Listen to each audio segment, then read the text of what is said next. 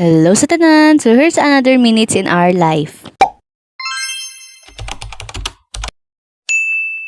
So kani nga time kay 1 month na si Adi. Unya maupod ni ang first bakuna niya sa barangay. Ako lang ni gipost ni nga video kay dugay nasad kaayo ni sa akong cellphone. Grabe ka baby pagyud sa hilak ni Adi din ha. Kuyawa sad bitaw aning Adi kay wala pa gani na enjoy ka naghilak na. Grabe, full force jud may dinha kay na akong bana naapod akong mama. Si mama gyud ang nagunit ni Adi kay gusto niya iya yung pugngan si Adi. Kay lagi CS pod ko gikan so di pud ko pwede mangusog. Grabe kaluoy pod bitaw ni Adi diha kay duha man di ay ka legs ang kinahanglan tusukan og dagom. Awa paminawa ang hilak ni Adi mo utong pag yun na siya dinha. Wala.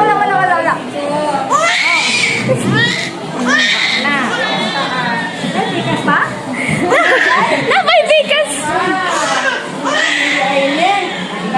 Awa, apil gud ang dagway si iyang daddy kay di na pud mapurma. Saon, kinahanglan man gyud pud na ang bakuna sa mga bata. 1 month kunad 1 year old gyud na ang iyang bakuna. Shout out day ko sa mga nurse diha nga grabe ka caring og buutan gyud. So kani nga time kay pikas paa na sad ni Adi, sige gihapon siya hilak din ha. Mao di ay ni nga bakuna ang makahilanat sa bata. Pero gi-remind raman pud mi sa nurse nga after kay ihat compress ko no ang giinjikan. Apil akong mama kay naluoy na pud ni Adi. Sige lang, ang importante kay ma-injikan og ma-healthy pud si Adi. Hikap-hikap day ni daddy ang ulo ni Adi diha kay para mohilo. Pero oy, hilakon gyud ni si Adi bisag unsaon. Balo naman siya nga injikan na pud ang another paa niya. Hihi. So mao na pud ni ang pag-inject sa iyang paa.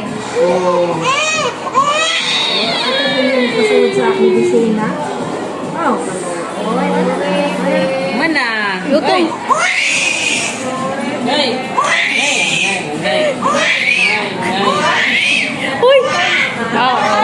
Kita grabe mo utong no. Kani nga time kay na relax na day si Adi ani. Ay murag wala pa day ni nag-start ang kuan oy pang-inject. Medyo nalimot na magyud ko ana kay year 2022 pa na siya nga video. Kani nga time kay nagbisgo na gyud pod si Adi. Unya magtuod gyud na siya basta alas 6 kutob alas 7 magsige ra gyud na siya hilak bisag unsaon na magpakalma. Mao nang nakahuna si daddy nga iyang idagandagan. Mga 3 months na day pod ni si Adi kay kami na lang duha ni daddy ani. Kay ning balik na si mama sa Manila.